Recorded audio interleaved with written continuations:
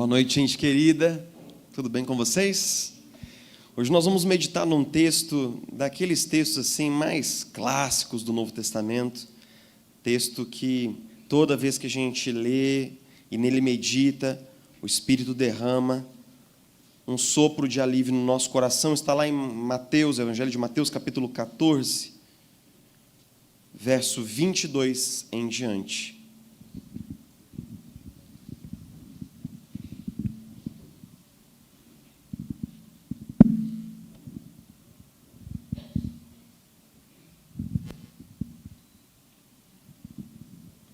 Evangelho de Mateus, capítulo 14, verso 22 em diante. Diz assim a Escritura: Logo em seguida, Jesus insistiu com os discípulos para que entrassem no barco e fossem adiante dele para o outro lado, enquanto ele despedia a multidão. Tendo despedido a multidão, subiu sozinho a um monte para orar. Ao anoitecer, ele estava ali sozinho, mas o barco já estava a considerável distância da terra, fustigado pelas ondas, porque o vento soprava sobre ele. Alta madrugada, Jesus dirigiu-se a eles andando sobre o mar. Quando o viram andando sobre o mar, ficaram aterrorizados e disseram: "É um fantasma!" e gritaram de medo. Mas Jesus imediatamente lhes disse: "Coragem, sou eu, não tenham o quê? Não tenham medo." "Senhor", disse Pedro, "se és tu, manda-me ir ao teu encontro por sobre as águas." Vamos ler a ordem que Jesus deu? "Venha", respondeu ele. Então Pedro saiu do barco, andou sobre as águas e foi na direção de Jesus. Mas quando reparou no vento, ficou com medo e, começando a afundar, gritou: "Senhor, salva-me!" Imediatamente Jesus estendeu a mão e o segurou e o disse: "Homem de pequena fé, por que você duvidou?" Quando entraram no barco, o vento cessou. Então os que estavam no barco o adoraram, dizendo: "Verdadeiramente, tu és o Filho de Deus." Ao longo das Escrituras, a nossa relação com Deus ela é pintada em muitos textos de diferentes maneiras. Nós vemos que cada metáfora relacional nossa para com Deus lança uma pequena compreensão a respeito dessa relação que nós temos com o nosso Criador. Em alguns momentos, Deus usa o casamento como uma metáfora, onde Ele é o nosso fiel marido. Em alguns momentos, Ele é o nosso bom pastor. Em outras metáforas, Ele é o nosso rei, Ele é o nosso líder na conquista de uma terra prometida. Em outros momentos, nós somos colocados dentro da família da fé. Nós temos um Pai celestial, um irmão mais velho, Jesus Cristo. Mas uma metáfora muito usual na Bíblia é a metáfora da jornada, é a metáfora da caminhada. É esse imaginário onde nós saímos de um determinado local, nós vamos em rumo a um destino e no meio disso nós temos obstáculos que são interpostos entre nós e a promessa. Essa ideia de um povo caminhando com Deus, ela aparece na vida de quase todos os heróis da fé. Abraão teve que sair e fazer uma jornada de fé. Isaac, em obediência à ordem de Deus, saiu e fez uma jornada de fé. Jacó descobriu-se numa jornada de fé, mesmo quando fugia de seu irmão Labão. Mesmo José, depois de ser vendido por seus irmãos, descobriu-se numa jornada de fé, rumo à promessa que Deus tinha para ele. Davi, expulso do meio do seu povo pelo perseguidor rei Saul, entrou numa jornada de fé. O povo de Israel, liberto da escravidão do Egito, fez a sua jornada de fé até a terra prometida. Josué foi aquele que liderou a jornada de fé rumo à conquista de 7 grandes povos para lá do Jordão. Os judeus que estavam no exílio da Babilônia foram chamados para voltar para casa e empreender uma jornada de fé. Jesus passou pela praia, chamou os discípulos, lhes desafiou a abandonar as suas profissões originais para segui-lo como aprendizes de tempo integral numa jornada de fé. O apóstolo Paulo, criado aos pés de Gamaliel, fariseu, teve que abandonar a tradição na qual fora criado para ser agora um apóstolo aos gentios, um apóstolo para as nações, começando uma jornada de fé. São incontáveis vezes na Bíblia onde Deus chama homens e mulheres para fazer uma jornada de fé. E eu ouso dizer que essa jornada de fé, nós como discípulos de Jesus, todos nós estamos nela mergulhados e nela envolvidos, tenhamos nós noção plena e clara disso ou não. Todos nós, eu e você, nós fomos desafiados a fazer uma jornada de fé. E essa jornada de fé, ela tem 4 momentos, e eu quero te provocar a pensar hoje onde você está. Eu sei que esse daqui é um texto muito conhecido, e que você já ouviu pregadores muito mais relevantes, de maior calibre, expondo esse texto. Mas eu quero contar com a sua bondade para que você não fique no piloto automático hoje à noite. Mas pense comigo, aonde você está na sua jornada de fé? Quais são os perigos do seu momento? Qual é o seu desafio? Aonde você está? Nós cristãos, muitas vezes, nós não avançamos porque nós não paramos para cogitar aonde, em que ponto está a minha caminhada com Jesus. Nós clicamos no botão do piloto automático e seguimos assim por anos sem fio. E por anos sem fio, sem nenhum avanço na nossa jornada com Jesus. Isso tanto me choca, quanto me deixa perplexo. Porque homens e mulheres que caminham com Jesus há tantos anos, mas estão ainda nos rudimentos da fé. E que ainda não estão próximos de serem grandes peregrinos na fé que um dia receberam. Nós somos desafiados a sair. Nós temos que aprender a caminhar pela fé, não por vistas. Nós temos que ser aprovados na prova da fé. E nós temos que ser fiéis quando as promessas se concretizam. Sair, caminhar pela fé, passar pela prova, sermos fiéis quando as promessas se concretizam. Todos esses são elementos de fé que estão dispersos ao longo de toda a Escritura. Um disclaimer antes da gente entrar no texto e ir para as ideias que nós temos para conversar hoje juntos aqui é o seguinte. Ao longo desse texto eu não estou falando sobre fé salvífica. Os teólogos fazem uma distinção entre fé salvadora, fé colocada no Filho de Deus para a nossa redenção, nossa justificação, aquela fé salvadora sobre a qual Paulo escreve aos Efésios, mas existe a fé do dia a dia, a confiança em Deus diante dos obstáculos da vida. Essa fé salvífica, ela agora tem que ser materializada, ela tem que ser alocada nos eventos existenciais do dia a dia, para que ela não seja fé de conceito, para que ela não seja fé de ideia, mas ela nos mobilize a uma experiência mais genuína e poderosa com Deus no trabalho, no casamento, nas finanças, no enfrentamento da doença ou do que quer que seja. Então nós não estamos falando hoje aqui de fé salvífica, de fé que salva, mas 2 coisas são impostas. É impossível caminhar pela fé se você não tem fé salvadora em Jesus. Se você ainda não rendeu sua vida a Jesus como seu único e suficiente Salvador, será muito difícil para você entender que tipo de confiança nós, aqueles que cremos nele, temos nele ao longo da nossa jornada. Nós estamos num texto que todos os evangelhos sinóticos, na verdade todos os evangelhos, relatam. Tal é a importância desse texto, porque Jesus está num momento muito específico do seu ministério, ele deixa as multidões, ele despede os discípulos na frente, ele sobe a um monte para orar, e então a noite se abate sobre os discípulos, e eles estão no meio de uma tempestade. Então, no meio da tempestade, algo muito esquisito acontece. Aqueles homens, olhando contra o lusco-fusco daquela noite tão sombria, tão perigosa, aquela noite agrurenta, eles veem uma silhueta caminhando sobre as águas.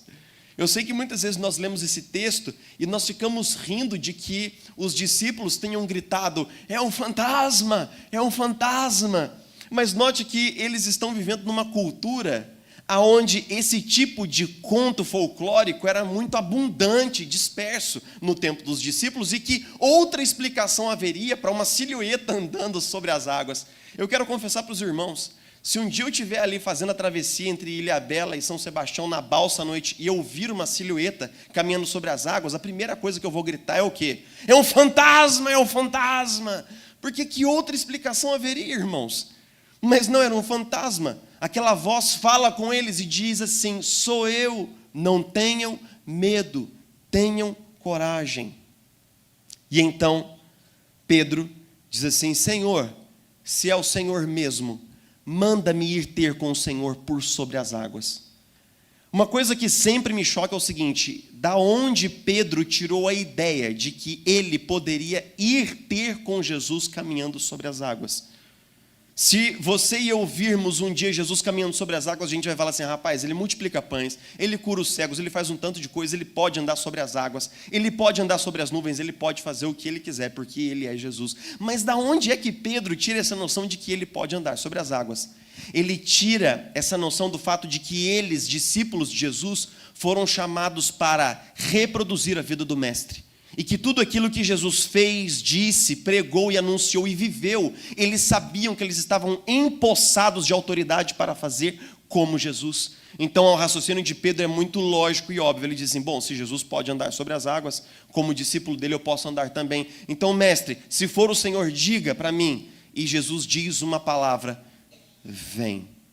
É engraçado que a ordem de Jesus para que Pedro vá em direção a Jesus implica em algo que eu não sei se você consegue entrar no texto, mas coloque-se por um segundo junto com aqueles discípulos. Todos eles estavam no barco. O barco era o métier, era o trabalho de Pedro e dos outros discípulos.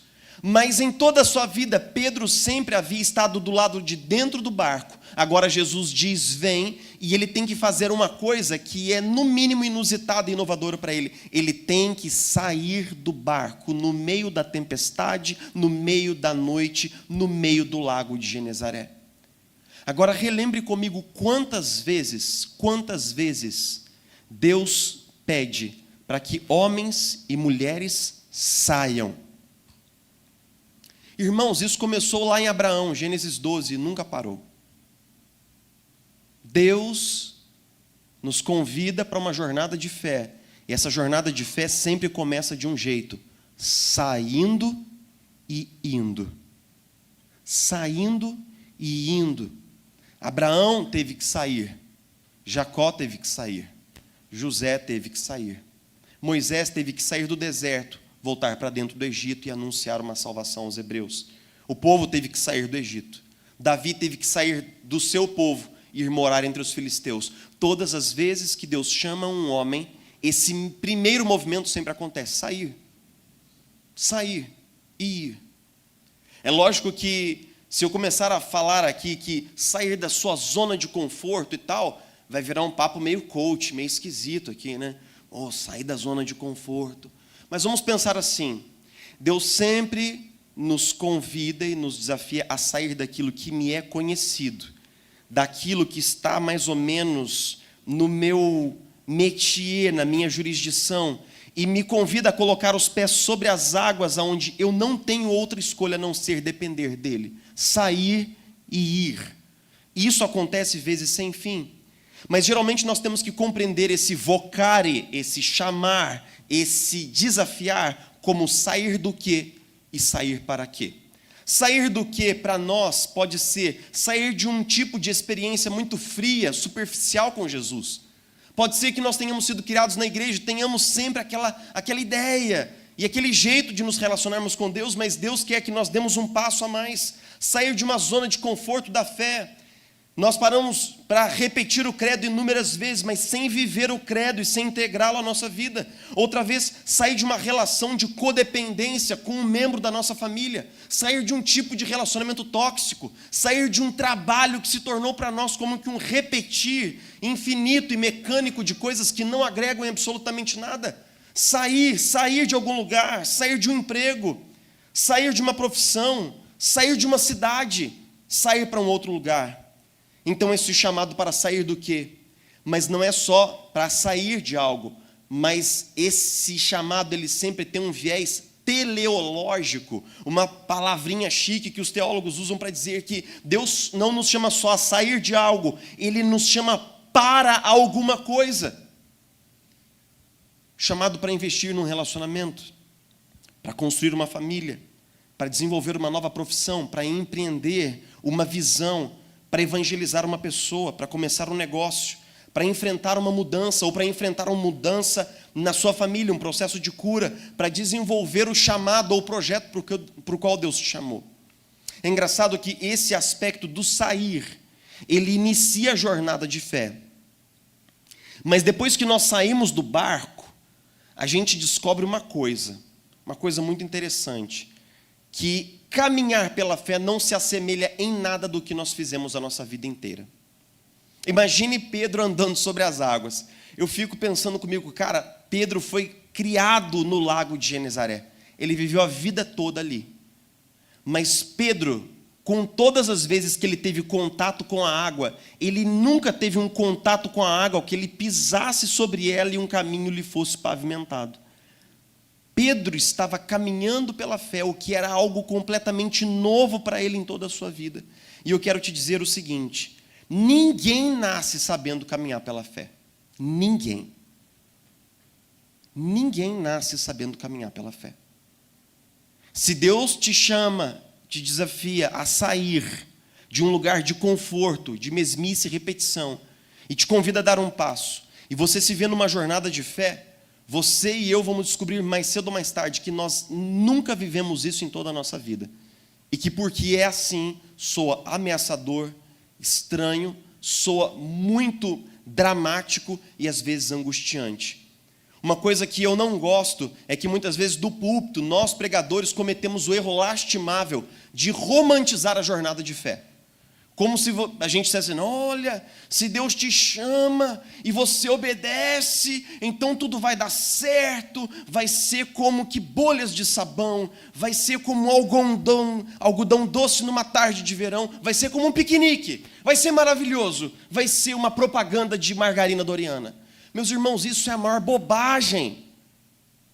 Isso é a maior besteira do mundo. Vamos ler a palavra de Deus. Desde quando foi fácil para Abraão esperar 30 anos para que o seu filho nascesse? Desde quando foi fácil para José ficar 13 anos esquecido lá no Egito, jogado numa masmorra? Desde quando foi fácil para Davi ficar 14 anos sendo perseguido por Saul? Uma jornada de fé não é um piquenique não, meus irmãos. Não é um passeio no parque. É guerra. É dificuldade. Nós sabemos que estamos trilhando um caminho de fé quando existem mais desafios do que recursos, mais problemas do que soluções, mais perguntas do que respostas, mais oposição do que encorajamento. E se for assim, você estará numa jornada de fé. Seja bem-vindo a ela. Não espere moleza. Se você e eu quisermos moleza, o lugar certo é dentro do barco, junto com os outros 11 que não se arriscaram. Mas se nós quisermos andar no caminho de Pedro, nós não podemos ficar banalizando, idealizando ou romantizando as coisas. Nós temos que saber o que isso significa. Porque nós estamos criando um tipo de discurso infantilizado nas nossas igrejas, onde diz assim, venha após Cristo e tudo ficará às mil maravilhas. Mas nós precisamos ler as letras miúdas do Evangelho. Todo aquele que quiser me seguir, negue-se a si mesmo, tome a sua cruz e me siga. Nós precisamos resgatar um evangelho que não negocia a verdade da palavra e para de ficar falando besteira e bobagem, iludindo os crentes e criando expectativas que não existem. Porque muitas vezes as pessoas abraçam a fé e elas acham que vir para Jesus vai ser um piquenique numa tarde de verão. Não será. Não será. Esses homens, Abraão, Isaac, Jacó, eles não saíram para dar uma caminhada numa tarde. Eles arriscaram suas vidas. Eles enfrentaram exércitos. Eles tombaram gigantes. Então, caminhar pela fé é confiar única e plenamente no Deus que nos chamou. Existe aqui uma simbiose entre a nossa fé, a nossa confiança em Deus e a fidelidade de Deus. Porque no grego, tanto no grego quanto no hebraico, as duas palavras, fé e fidelidade, elas são palavras cognatas. Elas têm a mesma raiz. A fé que nós depositamos em Deus, nós a depositamos porque Ele é fiel. Ele é digno da nossa confiança. Nós colocamos confiança em Deus porque Ele é confiável. Mas ainda assim, ainda que nós aprendamos a caminhar pela fé, nós vamos sempre passar pelo terceiro momento, que é pela prova da fé. Eu vou dizer uma coisa para vocês. Pedro saiu caminhando sobre as águas. Mas note comigo esse trecho do texto, em que o texto diz assim, no versículo 30, mas, quando reparou no vento, ficou com medo. Coloque-se por um minuto no lugar de Pedro. Jesus falou, vem. E aí Pedro, todo empolgado, né? Bem do jeito de Pedro, ele sai de dentro do barco e ele desce sobre as águas. Aí ele desce assim. Eu sei que o pessoal da filmagem vai querer me matar, mas não tem problema. Ele desce do barco. Aí ele pisa sobre a água e ele não afunda. Aí ele dá um passo e ele dá dois.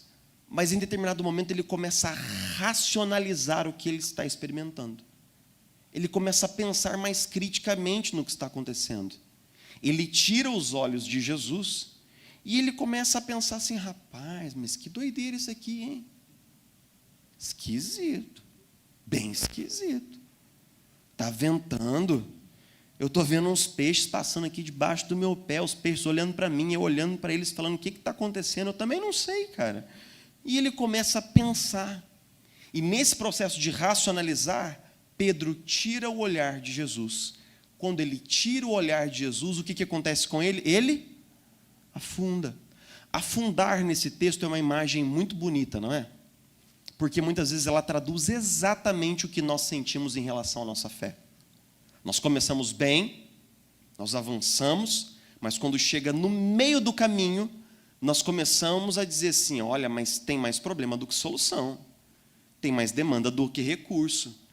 Olha, a gente começa a dizer assim, essa conta não fecha. Nós começamos a dizer, essa conta não fecha. E eu queria que você pudesse pensar comigo um pouco, no seguinte, quando Pedro tirou os olhos de Jesus, ele começou a afundar. E nós descobrimos uma lição muito importante desse texto.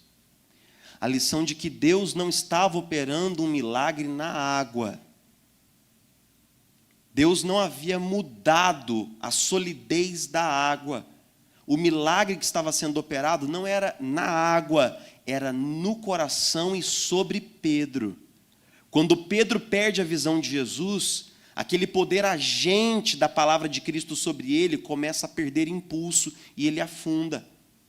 Se você for pensar, é assim que Deus age. Deus não muda as circunstâncias. Deus nos capacita para vencer as circunstâncias quando nós caminhamos pela fé. Deus não mudou o ambiente do deserto para que o povo pudesse passar por ele. Deus habitou com poder sobre o povo, nuvem de dia, fogo de noite.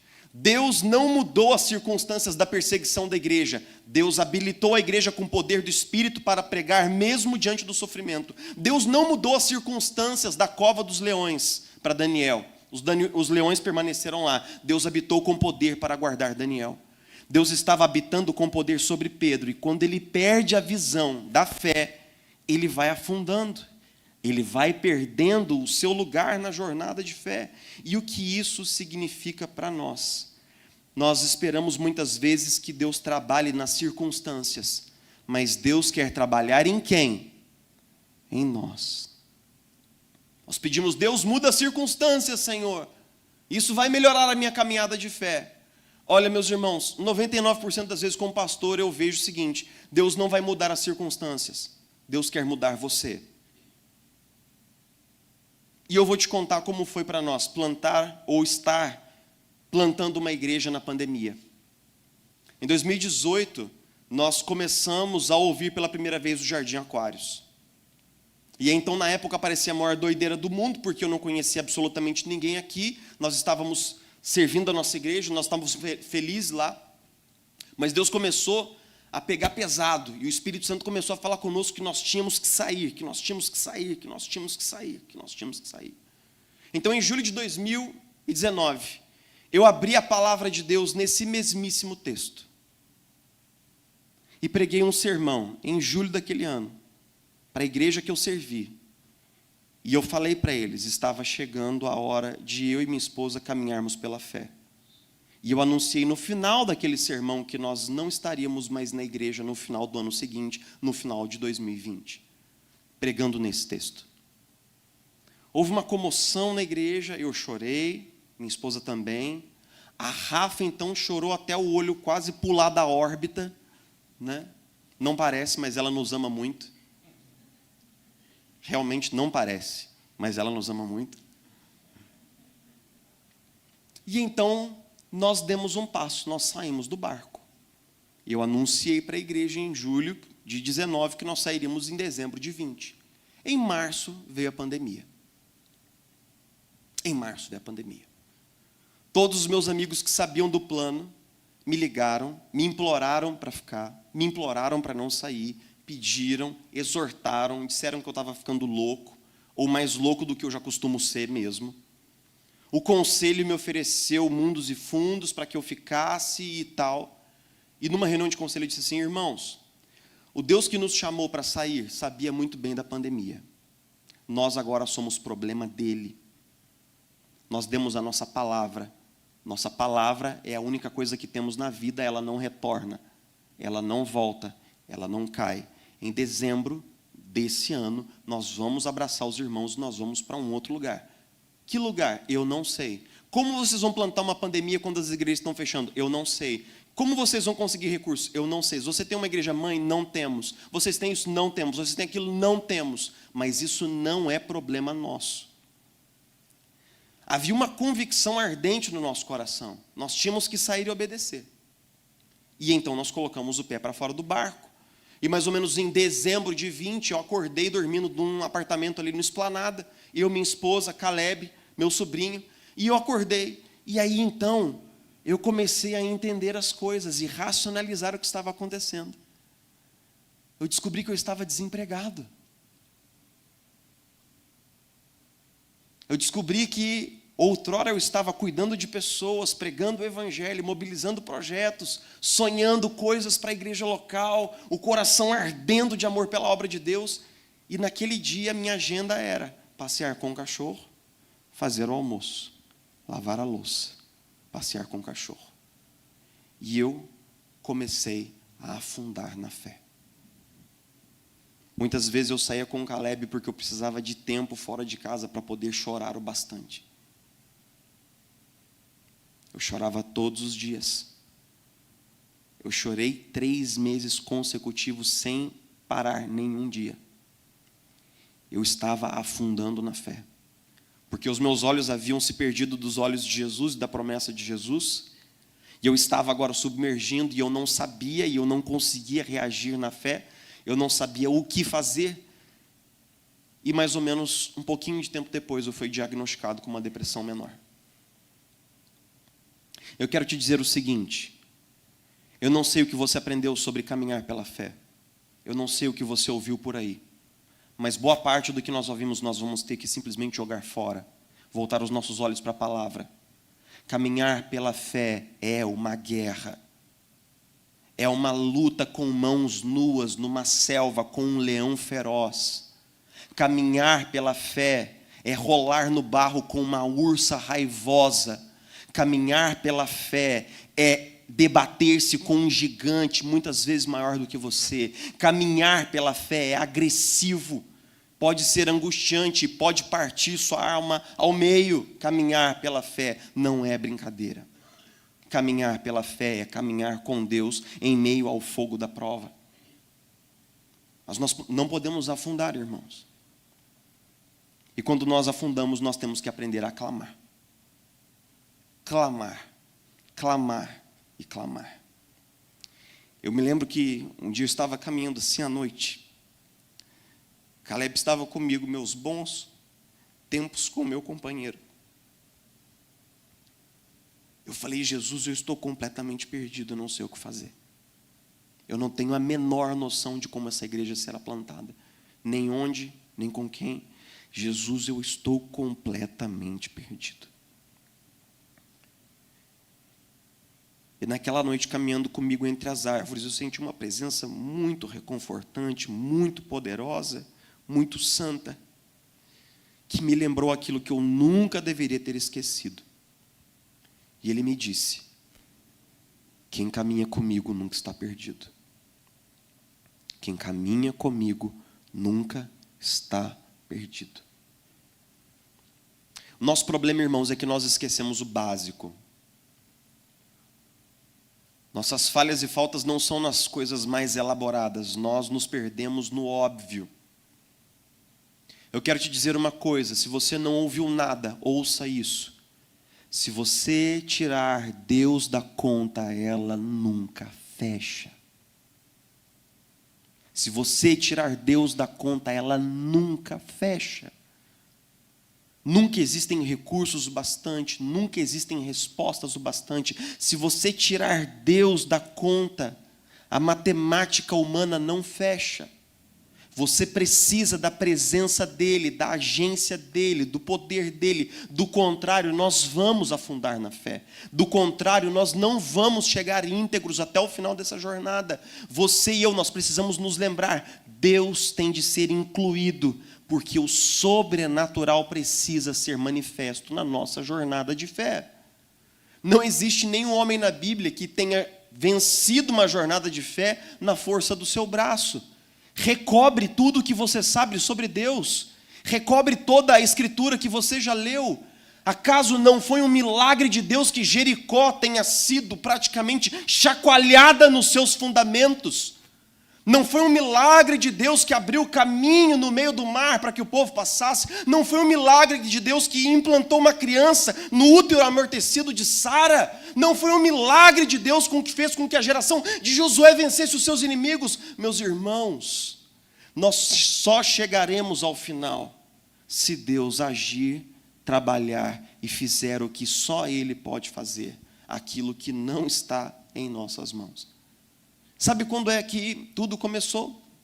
Para nós, como comunidade, quando no meio da fase roxa do Plano de São Paulo, a Eucilene, nossa irmã amada, virou e falou assim: pastor amado, eu acho que a gente podia fazer uma célula no domingo, no Zoom. No meio da fase roxa do Plano de São Paulo, quando humanamente era absurdo, inviável, impossível, não factível, quando era coisa assim bizarra, nós reunimos a nossa comunidade pela primeira vez. E o meu sonho é que no futuro nós organizemos nossa igreja nessa data, só para lembrar o quê? De que Deus, o nosso Deus, é o Deus do impossível. E de que a despeito de um plantador tão temeroso, com tamanha falta de fé, um homem tão a ser corrigido pela palavra de Deus, ainda assim Deus pode plantar uma igreja tão linda como vocês estão aqui nessa noite.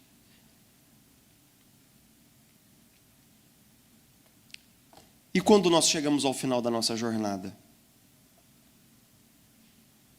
E quando as promessas se concretizam, e quando nós chegamos do lado de lá, e quando as lutas passaram e nossa fé foi aprovada, e quando nós chegamos no que Deus havia prometido, e quando o nosso coração pode se alegrar e se rejubilar com Deus, porque a promessa foi maravilhosamente colocada aos nossos pés, então começa uma outra jornada e uma outra prova.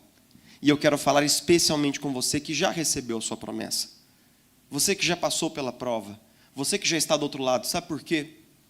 Porque, meus irmãos, quando nós olhamos para a história de Israel, quando nós olhamos para a história da Bíblia, quando nós olhamos para a nossa própria história, nós temos que nos lembrar que Deus, Ele trabalha sempre com um padrão de promessa e cumprimento, de promessa e cumprimento. Mas muitas vezes aqueles que permaneceram fiéis na prova da fé, eles não permanecem fiéis na prova da abundância, na prova da plenitude da promessa, na prova do cumprimento da promessa. Eu costumo dizer para as pessoas que eu discipulo, é do alto que as pessoas caem. Davi caiu no auge do seu reinado. O povo de Israel conquistou a terra e abandonou o Senhor. E muitas vezes isso acontece conosco também.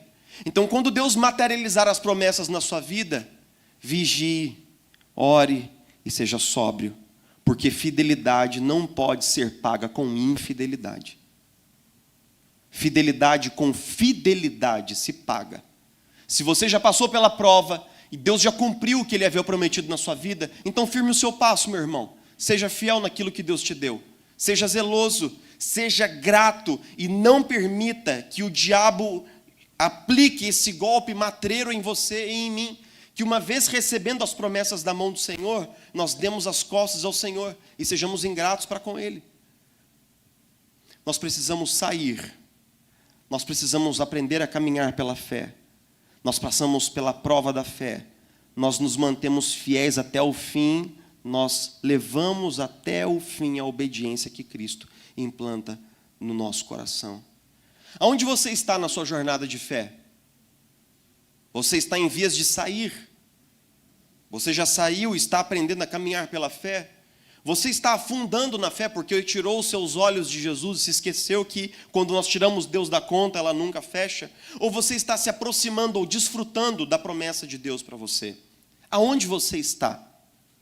E aonde nós estamos como comunidade? Eu refleti muito e tenho orado muito intensamente pelos destinos da nossa comunidade nos meses futuros. Nos últimos meses nós tivemos muitos visitantes passando por aqui. Em março do ano passado, quando nós entramos aqui nesse espaço, tudo o que nós tínhamos era uma caixa de som, 2 microfones e 30 cadeiras. 15 pessoas assistiam os nossos cultos regularmente. Hoje nós somos 4 vezes esse número. Hoje nós estamos iniciando um segundo culto pela manhã, porque já não há espaço mais para nós acolhermos os nossos visitantes. Nós temos uma classe de batismo com 14 alunos. Nós temos um polo sendo plantado em São Sebastião com 22 pessoas. Nós temos 8 pequenos grupos, 8 sendo formados. Nós temos uma equipe com 4 pastores. Nós estamos orando pelo despertamento de vocações e de lideranças aqui na nossa igreja. E eu vou dizer para vocês, essa semana o meu coração ficou do tamanho de uma azeitona. Minha esposa sabe bem do que eu estou falando. Cada vida que entra por aquela porta ali, irmãos, é uma vida pela qual Jesus morreu. Vocês têm noção do que isso significa? Cada pessoa que passa por aquela porta é alguém por quem Jesus morreu. É alguém que leva sobre si o sangue de Jesus. Vocês calculam comigo a responsabilidade que nós temos como igreja de amar e de cuidar dessas pessoas? Vocês têm a noção da responsabilidade de quando um não cristão se senta no nosso meio para ouvir a pregação do Evangelho? Meus irmãos, quanta responsabilidade Deus nos tem dado aqui nesse bairro. Meus irmãos, nós precisamos de ajuda. Nós precisamos de você junto conosco. Isso não pode... Se você não estiver com o seu ombro colado no nosso ombro, as contas não vão fechar. Nós precisamos da sua preocupação, da sua oração, do seu envolvimento. Não que a nossa igreja não seja envolvida, ela é maravilhosamente envolvida, mas um crescimento de 300% em um ano, irmãos. Olha, isso daí é capaz de fazer qualquer pastor ficar com insônia, como eu tive essa semana. Sabe por quê? Porque nós queremos que todo mundo que entre por aquela porta seja acolhido, seja amado, que essa pessoa tenha um nome, que ela seja abraçada, e que ela sinta o amor de Deus pulsando no nosso coração por ela. Nós precisamos da sua ajuda para isso. Nós não conseguimos fazer isso com os braços que temos hoje. Então se envolva mais, se achegue mais, aproxime o seu coração do nosso coração. Venha conosco, por favor. Por favor, nós vamos batizar pessoas agora em julho. A Escritura diz que quando um pecador é batizado, ele se arrepende, existem festas rolando lá no céu, com churrasco e tudo, glória a Deus. Irmãos, nós estamos juntos nessa jornada de fé comunitária também. E eu quero encerrar lendo um texto bíblico com você, que diz assim: portanto, também nós, uma vez que estamos rodeados por tão grande nuvem de testemunhas, livremo-nos de tudo o que nos atrapalha e do pecado que nos envolve, e corramos com perseverança a corrida que nos é proposta, tendo os olhos colocados única e exclusivamente em Jesus, autor e consumador da nossa fé. Ele, pela alegria que lhe fora proposta, suportou a cruz, desprezando a vergonha, e assentou-se à direita do trono de Deus. Pensem bem naquele que suportou tal oposição dos pecadores contra si mesmo, para que vocês não se cansem, nem desanimem, olhando unicamente para Jesus, o autor e consumador da nossa fé. Se você tirou seus olhos de Jesus, meu irmão, eu quero te convidar nessa noite a fazer uma oração simples e singela comigo. Espírito Santo, coloca os meus olhos em Jesus. Senhor, nós oramos como teu povo nessa noite, nós oramos com um coração transbordante de alegria, transbordante, Senhor, de gratidão por tudo que o Senhor é, por tudo que o Senhor faz, mas muito mais ainda, porque o Senhor sempre é a mão que nos socorre quando nós afundamos na fé. Quando o nosso coração se torna, Senhor Jesus, escuro, enegrecido, quando nós perdemos a convicção, quando os nossos músculos estão cansados e a nossa convicção abalada, quando o nosso coração está ferido e machucado, o Senhor é aquele que nos sustenta nos dias mais difíceis. Eu oro, Jesus, com cada irmão e com cada irmã que está aqui nessa noite. Oro pedindo por aqueles que estão sendo desafiados a sair, porque o barco parece tão confortável, tão quentinho, tão gostoso.